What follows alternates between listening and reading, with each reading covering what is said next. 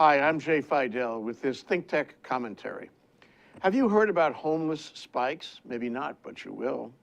First, we had spikes for pigeons to keep them off the architectural design of our buildings.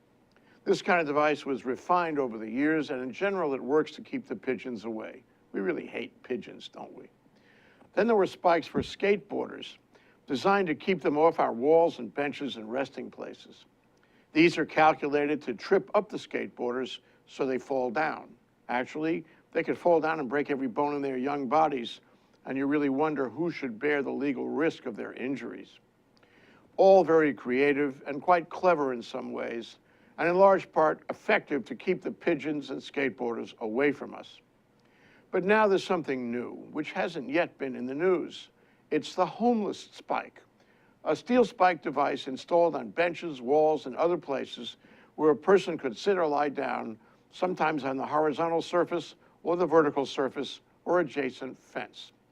Again, very creative and largely effective to make it painful and thus impossible for homeless people and people in general to sit or lie down on public places, spaces, and surfaces they might otherwise use for those purposes.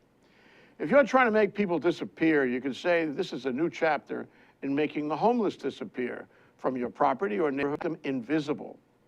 At the same time, it also makes your property or neighborhood really, really unfriendly, bristling with threat, injury, and discomfort.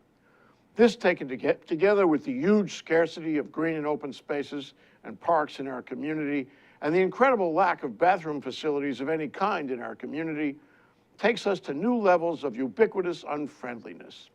It seems so strange and inappropriate in a destination resort state that depends on tourism and tourists for its primary economy and livelihood. But it goes beyond that. We stick people with spikes to get rid of them, to make our world so unpleasant they have to leave. That's really no way to treat the homeless.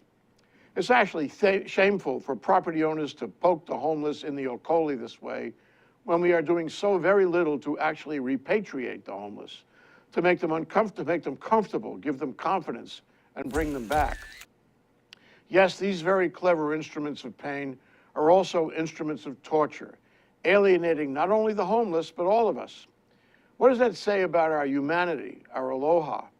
We should neither install nor permit our neighbors to install these things. We should apply ourselves to helping the homeless, not sticking them in the behind.